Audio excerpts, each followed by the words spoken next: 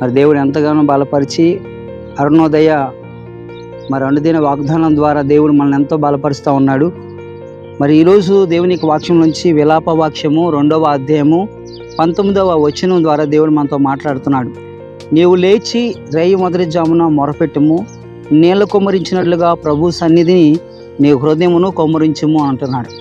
నీవు లేచి రేయి మొదటి జామున మొరపెట్టుము, నీళ్లు కొమ్మరించినట్లుగా ప్రభు సన్నిధిని నీ హృదయమును కొమ్మరించము. విలాప వాక్యములు 2వ అధ్యాయము 19వ వచనాన్ని ఈరోజు దేవుడి వాక్యము అనుదిన వాగ్దానం ద్వారా దేవుడు మనతో మాట్లాడుతున్నాడు. ప్రియులారా, మరి మీ బిడ్డల కొరకు, మరి కుటుంబం కొరకు మీ ఇంట్లో ప్రతినిత్యం ఉదయకాలం ప్రార్థన జరుగుతూ ఉందా?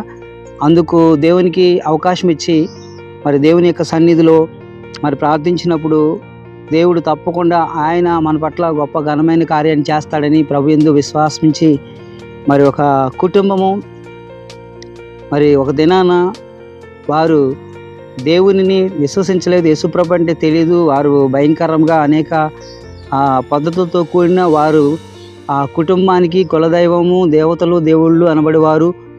మరి వారు ప్రార్థిస్తున్నారు, కానీ వారికి ఏ విధమైన సహాయం దొరకలేదు.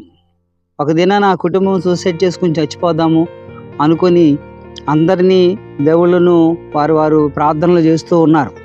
కానీ ఆఖరిగా మరి వారు ఒక చిన్న క్యాంటీన్ పెట్టి మరి అప్పులైపోయి చనిపోదాం అనుకున్న సమయంలో ఉదయమున 3 గంటలకు లేచిన తర్వాత మరి ఆ సమయంలో ఆ చివరి ఫోటో యేసు ప్రభుది పెట్టి, ఓ యేసు దేవుడా, మరి నీవు గనుక మరి ఉన్నట్లయితే మా ప్రార్థన ఆలకిస్తే, లేదంటే మేము చనిపోదాం అనుకుంటున్నాం, మీలో ఎవరైనా మాతో ప్రతిస్పందించని మాట్లాడుతున్నప్పుడు అదే సమయంలో ఒక వ్యక్తి ఎవరో తలుపు కుట్టినట్లుగా కనబడింది.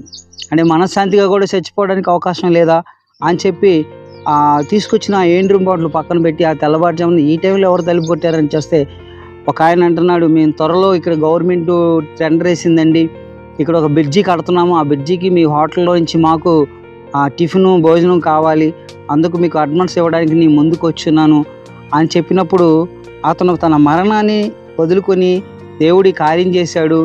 మరి ఈ పాటికి నువ్వు రాకపోతే కనుక మేము చనిపోదాం అనుకున్నాను చెప్పినప్పుడు అతను కూడా ఒక క్రైస్తవుడే.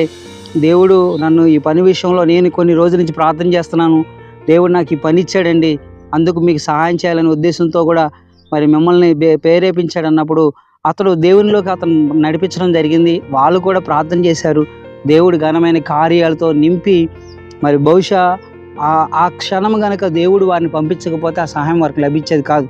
అందుకు రేయి మొదటి జామునే లేచి మరి నీవు మొరపెట్టుము, నీళ్లు కొమ్మరించినట్లుగా ప్రభు సన్నిధి నీ హృదయమును కొమ్మరించమన్నాడు. నీ హృదయంలో ఏ వ్యాకులం ఉందో, ఏ బాధ ఉందో అది పరుడు వశం కాదు, కానీ అది దేవుని యొక్క చిత్తం, దేవునికి తెలుసు.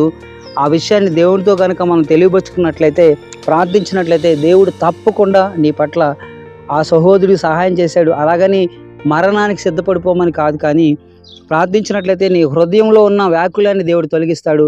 మీ హృదయ వాంఛ దేవుడు తీర్చును గాక. ఆమెన్. ఈ కొద్ది మాటలు దేవుడు దీవించును గాక. Amen. God bless you all.